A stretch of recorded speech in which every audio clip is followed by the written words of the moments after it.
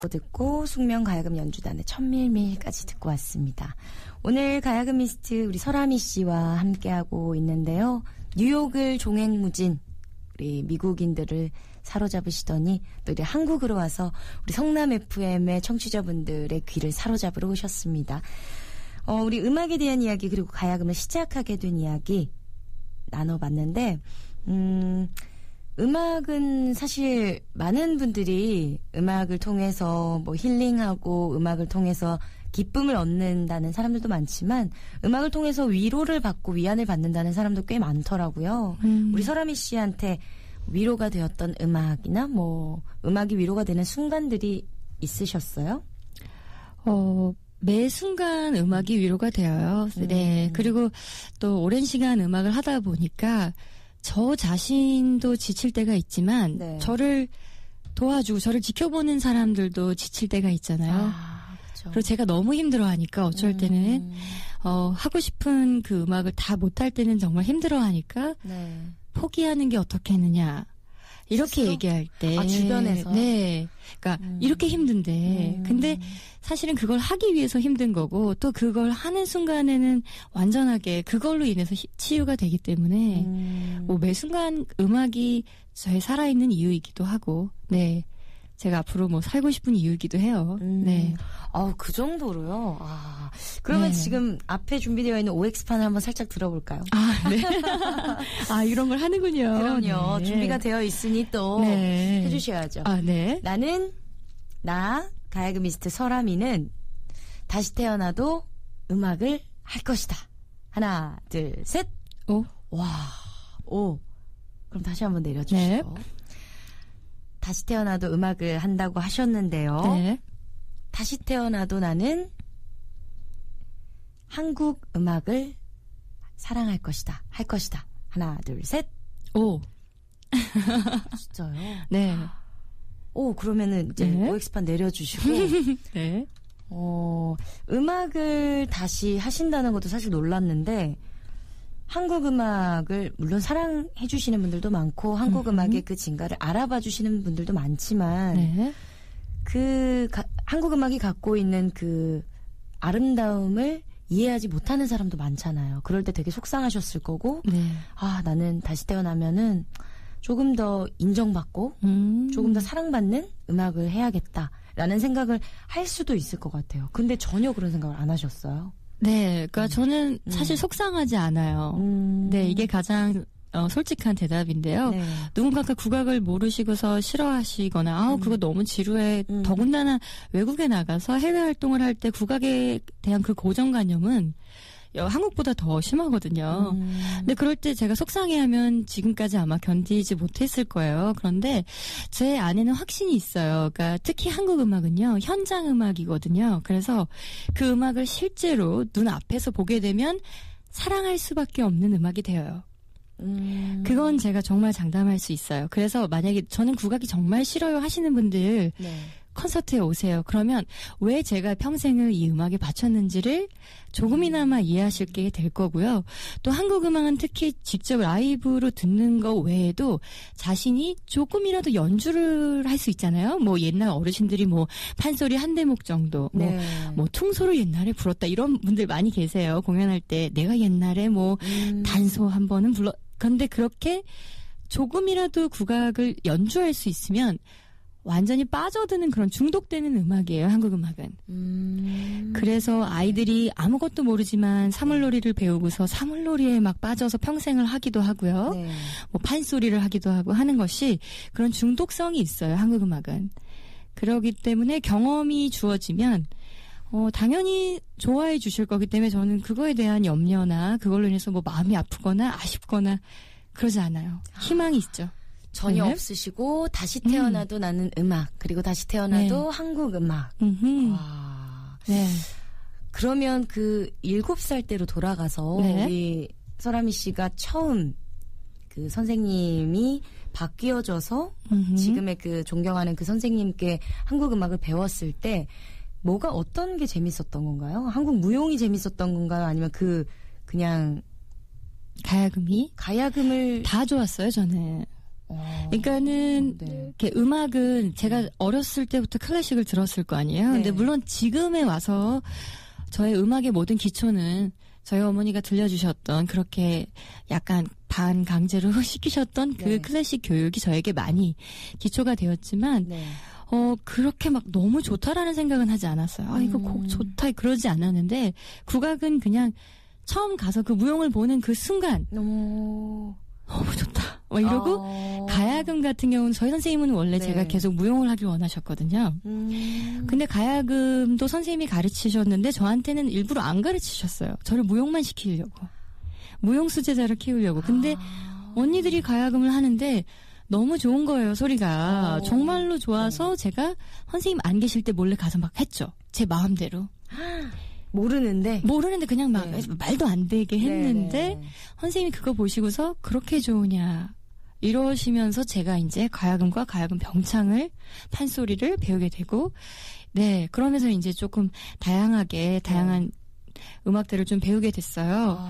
근데 그때도 그렇게 판소리 하면 막 그렇게 울면서 부르고요. 가야금 하면서 그 너무 어린 슬프다. 나이에도요? 네, 너무 좋다 막 이러고요. 네네. 뭐 무용을 할 때 장구춤을 추면 막 그 네. 흥이 막 그분이 오신 것 같은. 네. 그러니까 떨리고 이게 아니라 이미 네. 거기에 너무 미쳐 있었어요, 제가. 진짜요? 네. 제가 간략하게 이 정보를 네. 받았는데요. 보니까 현재 프로젝트 그룹 월드뮤직 앤썸블 리더인가요? 네네. 그리고 프로젝트 세븐헤븐 리더. 네. 그리고 입양아의 권익신장과 제3세계 여성을 위한 월그허그 재단 홍보대사. 네. 그리고 KRB 뉴욕 라디오 코리아 FM 네. 87.7 라라랜드 음악방송 랄랄라 진행자. 네. 지금 중국 연변으로도 유학을 가셨고요. 네. 그러니까 활동은 너무 길어서 이거는 다 뭐 네네. 몇 페이지나 돼서 이건 읽어드릴 수가 없는데 네. 이렇게 보통 저도 이렇게 뭐 행사를 많이 하거나 뭐 공연 다니시는 분들은 공연을 많이 하거나 그러다 보면 에피소드가 있잖아요. 네, 그렇죠. 혹시 가야금 미스트로 이렇게 뭐 세계 곳곳을 누비시다 보면 에피소드 정도는 있으셨을 것 같아요. 혹시 생각나는 에피소드 있으세요? 뭐 공연 때마다 에피소드가 늘 있어요. 네, 없을 수는 없고요. 근데 이제 저희는 항상 저희가 저 말고도 모든 한국 음악 하시는 분들은 특히 그 나라의 음악을 하기 때문에 네. 더 저와 같은 마음이실 거예요. 어디에 가서 내가 어떻게 행동하느냐, 나의 음악 하나로 인해서 그 국민들은 평생 국악을 싫어할 수도 있고 평생 한국 음악을 좋아할 수도 있고 저의 어떤 애티튜드가 저의 어떤 자세가 그분들을 기분 상하게 했으면 난 한국인은 정말 싫어. 아니면 한국 사람 정말 좋아. 어떻게 저렇게 사랑스럽지? 뭐 이거는 정말 저에게 달려있는 거잖아요. 그래서 어느 나라에 가도 항상 그게 가장 저에게는 고민이기도 하고 항상 가장 조심스러운 부분이에요. 좀 책임감을 갖고 무대에 오르시는 그럼요. 편이네요. 네네. 그러면 혹시 아까도 얘기해 주셨지만 네. 라미 뭐라고요? 팬클럽 이름이? 라미홀릭. 라미홀리. 우리 설아미 네. 씨의 목소리에 설아미 씨의 그런 애교스러운 웃음에 매료되어 버린 우리 라미홀릭 팬클럽으로 또 있지만 네. 혹시 기억나는 팬이 있으시다면 어떤 팬분이 있을까요?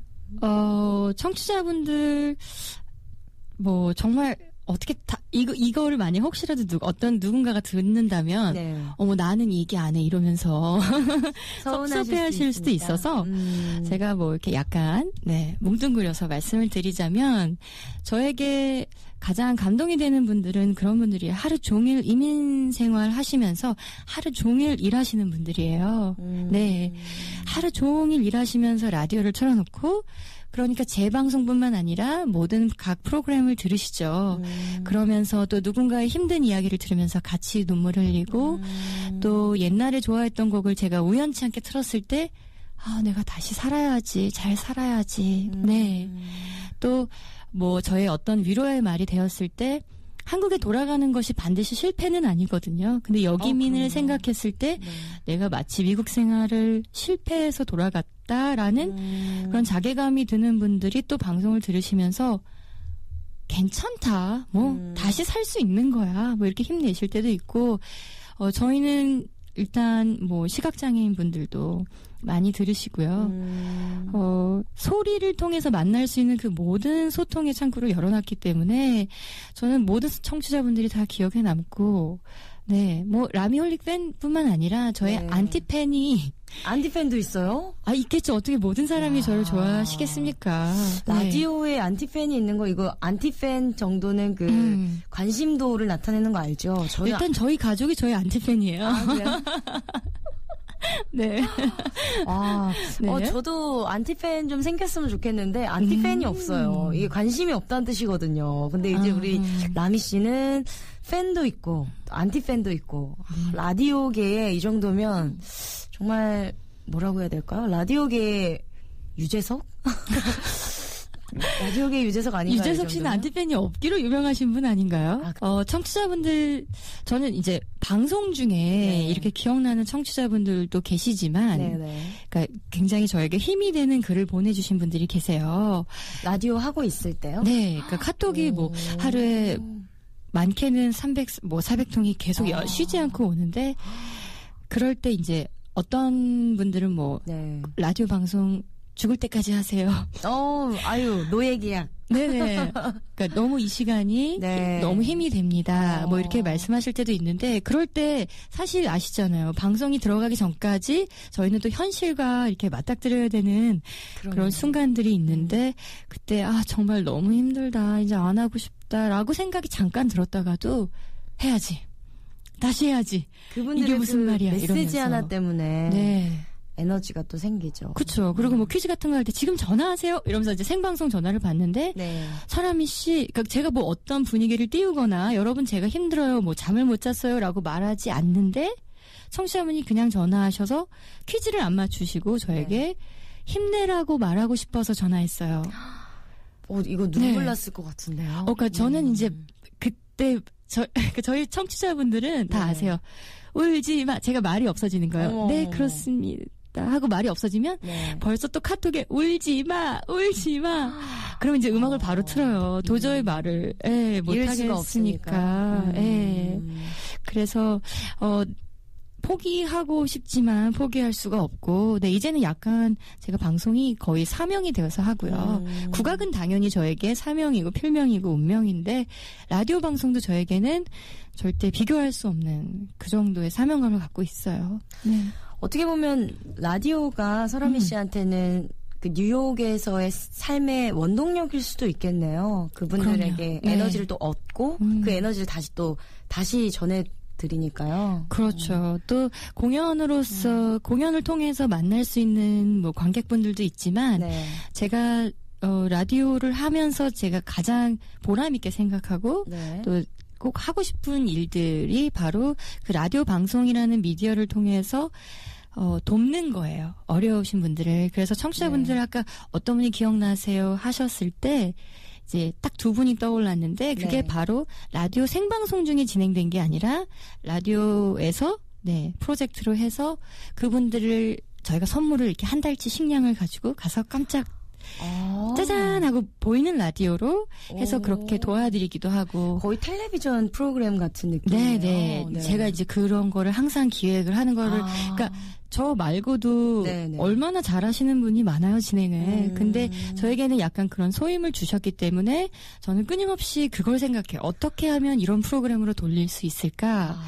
그래서 뭐 어떤 장소에 1000개의 발걸음을 찍으면 $1000의 상금을 누군가를 후원하기 위해서 이렇게 드리기도 하고, 뭐 어려워서 병원 치료가 어려우신 분을 저희가 또 이렇게 사연을 통해서 또 무상으로 치료받을 수 있게, 그러니까 그게 저의 방송의 거의 뭐 80%의 내용이에요, 사실은. 그래요. 그래서 막 라라랜드 막 이러지만 그 안에는 그 이민의 삶과 노래가 들어 있습니다. 사실 저는 이제 이민을 간 적도 없고, 뭐 주변에 이민 가 있는 가까운 친척이나 지인도 없고, 이제 사실 올해 제가 유학을 준비를 했었어요. 오세요. 유학을 준비를 하다가 이제 어머니가 이제 갑자기 이제 수술을 하시는 바람에 그게 이제 살짝 미뤄지긴 했는데, 저랑 같이 유학을 준비하던 대학원 선배는 이제 유학을 가 있거든요. 근데 어쩔 수 없는, 그러니까 모든 것들이 완벽한데도 어쩔 수 없이 채워지지 않는 그 외로움은 말로 설명이 안 되나 봐요. 그래서 이제 그 국가 간의 시차는 있지만, 그럴 때마다 이제 전화를 저한테 하는데, 저한테 그 친구가 저한테 전화를 하듯이, 이제 우리 설아미 씨는 그런 청취자분들께 그런 위로의 목소리가 돼주는 거잖아요. 네. 그렇습니다. 네. 아무래도 청취자분들 중에는 네. 이민 오신 지 10년 되신 분들, 20년 되신 분들, 네. 또 30년 되신 분들도 있을 것 같아요. 많이 있죠. 네. 네. 다 다양하게 있으실 것 같은데 대부분 어느 정도인가요? 그러니까 아주 오래되신 분은 네. 거의 50년도 되시고요. 아주 초창기 이민, 지금 저희 이민 역사가 100년이 넘었으니까요. 네. 아주 오래 초창기에 오신 분들도 계시고 이제 막 유학을 와서 근데 아무래도 그렇죠. 저도 저 혼자 갔거든요. 그래요? 가야금과 여름옷 몇 벌 가진 트렁크 하나, 이거 하나 가지고 미국 유학길에 올랐기 때문에 정말 처음부터 다시 다 시작해야 됐고, 그럼요. 네, 그래서 유학생이기 때문에 누가 먹을 걸 주면 절대 거절하지 않고요. 어디 가서도 음식이 남으면 무조건 싸와야 되고요. 내가 이걸 오늘 먹지 않으면 내일은 못 먹을 수도 있어. 이런 헝그리 정신이 있고요. 그러니까 그런 저의 생활의 경험들이 쌓여서 그게 라디오 방송에 조금씩 투영이 되기 때문에 아무래도 청취자분들이 더 공감대를 형성하시는 것 같아요. 네. 제가 그분들이 왜 외로운지를 알 수 없다면 또 어떤 순간 가장 힘든지를 제가 알 수 없다면 네, 아무래도 좀 소통하는데 힘들겠죠. 그렇죠. 네. 만약에 설아미 씨가 그런 헝그리 정신이 없이 그냥 원래 미국에 우리 친척집이 있었고 금수저 하늘이 낳은 금수저. 네네. 너무 편안하게 방송을 해서 헝그리 정신이 뭔지 남은 음식을 왜 싸오는지 전혀 몰랐다면 지금 라미 홀릭은 거기 아마 반이었겠죠. 없으셨을 수도 있어요. 맞아요.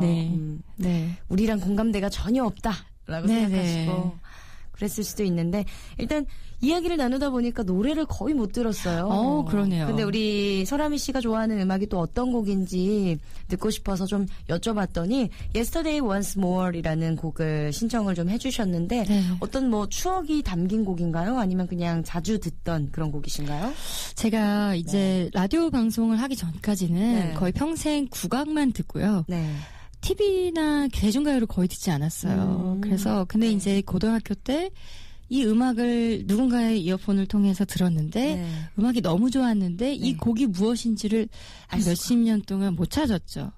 근데 라디오 방송을 하다가 어느 날 이 곡을 찾은 거예요. 그래서 그날 이 곡을 틀어놓고 스튜디오에서 혼자 얼마나 울었는지 몰라요. 저에겐 약간 그런 추억의 곡이에요. 진짜요? 네, 그러니까 이 곡이 너무 듣고 싶어서 그렇게 찾아 헤맸던 저의 모습이 생각나서 네, 물론 그 뒤에는 아름다운 사랑 이야기도 있겠지만 참 많이 울었던 기억이 나요. 그래서 우리 라미 씨의 추억과 그리고 옛 사랑이 담겨 있는 곡이네요. Yesterday Once More 듣고 오겠습니다. When I was young, I'd listen to the radio, waiting for my... 네, 설아미 씨가 그렇게 오랫동안 찾아 헤맸던 곡 Yesterday Once More 듣고 왔습니다. 우리 추억과 사랑과 낭만이 넘쳐나는 곡이네요. 저 또한 이 어두운 하늘과 우리 분당 성남의 하늘과 이 곡이 참 잘 어우러져서 참 감상하기에 좋았는데 벌써 저희가 마무리 인사를 할 때가 됐습니다. 너무 아쉽네요. 네, 라디오를 이제 들으시는 분들은 가야금이스트 특이하다라고 생각하실 텐데 우리 가야금이스트 설아미 씨는 한국인 최초로 메트로폴리탄 박물관 내 연주 그리고 스미소니언 박물관, 재즈의 전당 블루노트, 스몰스에서 연주한 기록을 갖고 있어요. 그리고 그뿐만 아니라 UN 각국 대사관의 백악관, 카네기홀, 링컨센터, 케네디센터 등 최고의 연주홀에서 독주와 협연을 함께 하기도 했습니다. 아까 말씀드렸던 우리 뉴욕의 최대 한인 방송국인 뉴욕 라디오 코리아의 청취율 1위는 당연하고요. 그리고 국가 행사 및 콘서트도 전문 사회자 MC로도 활동하고 있고 작년에는 이런 이력도 있으시네요. 평창올림픽 UN 평화협정 기념 연주자로 초청을 받으셨고 한인 입양인들의 법적 권익 신장을 위한 월드허그 재단의 홍보대사로 위촉돼서 또 활동을 하고 계시네요. 이러니 잠잘 시간 없이 4년 동안 이틀 그냥 쉴 수 있을 만큼 바쁘실 수밖에 없죠. 네. 아, 참. 원래 이렇게 자기 자랑은 남이 해주니까 좋네요. 너무 오글거리는데, 네. 아유. 감사합니다. 너무 잘, 소개해주셔서. 아니요. 네, 뭐 감사합니다. 이 정도밖에 지금 소개를 못 드린 건데, 일단, 찾아보시면 아시겠지만, 우리 설아미 씨의 뭐 내공과 이력과 음악과 함께한 생활은, 그 삶은 여러분들이 차차 알아나가시면 좋을 것 같습니다. 우리, 저희 즐거운 라디오 오시면 항상 하는 질문입니다. 저희 10년 후 나는 어디에서 무엇을 하고 있을까? 무엇을 하고 싶으신지 궁금해요. 저는 10년 후에도 뉴욕에서 활동을 하고 있을 거고 10년 후에 어쩌면 제가 평생의 계획으로 세웠던 학교를 세워서 정말 재능은 있지만 너무나 어려운 가정에서 꿈을 포기하는 그런 친구들, 저 또한 제가 성장 배경에 있어서 누군가가 그렇게 저에게 가르침을 주지 않으셨으면 저도 지금 벌써 포기했거든요. 그래서 저도 그 은혜를 갚는 걸 저도 또 다른 방식으로 하기 위해서 학교를 세우고 싶은데요. 그 학교를 아마 뉴욕에서 하고 있지 않을까? 생각이 드네요. 진짜 너무 응원하고 싶은 이야기인데요. 왜냐하면 본인이 받은 것을 기억하기란 쉽지 않거든요. 준 것만 기억하지. 근데 우리 설아미 씨는 끝까지 잊지 않고 꼭 그것을 다시 한번 베풀고 그것들이 좋은 영향력으로 퍼져나가기 위해서 지금까지도 노력하시는 것 같아서 너무나 보기가 좋고 또 너무나 응원하고 싶은 그런 삶이라는 생각이 좀 들었습니다. 응원 많이 부탁드려요. 네. 그 마지막으로 우리 성남 FM 즐거운 라디오의 청취자분들께 한마디 인사해 주시고 마지막 곡 그때 헤어지면 돼 신청을 해주시면 좋을 것 같습니다. 네. 마지막 말씀 준비를 안 했는데, 어떻게 하죠? 이렇게 저에게 질문 주신 것 중에 하나가 있었는데, 바로 뭐 인생의 가장 행복했던 순간을 물어보셨죠? 그리고 가장 슬펐던 순간. 그래서 제가 생각을 해봤는데, 가장 행복했던 순간은 제가 어제까지 지낸 그 순간이에요. 그러니까 매일매일 지나고 나면 그 순간이 가장 행복했고요. 저의 인생에 있어서 가장 슬펐던 순간은 아직 오지 않았습니다. 그래서 저는 지금이 슬프더라도 아직 이 정도까지는 가장 슬픈 건 아니야 라면서 지켜내려고요. 지금 한국에 뭐 경제적으로 많이 어렵고, 또 성남 시민 여러분 지금 듣고 계신 분들, 내 인생에 이게 마지막이 아니거든요. 또 이게 마지막 바닥이 아니고요. 여러분 힘내시라고 제가 뉴욕에서 목소리를 실어왔습니다. 아유 감사합니다. 우리 가야금미스트 설아미 씨가 뉴욕에서 비행기를 타고 우리 즐거운 라디오 여러분들을 위해서 여기까지 자리를 좀 해주셨습니다. 우리 이 긍정 에너지가 여러분들께도 전파되길 바라고요. 마지막 곡은 로이킴의 그때 헤어지면 돼 들으면서 인사드릴게요. 오늘 하루도 즐겁고 오늘의 마무리도 즐거운 라디오의 오드리 그리고 설아미였습니다. 네, 여러분 고맙습니다. 감사합니다.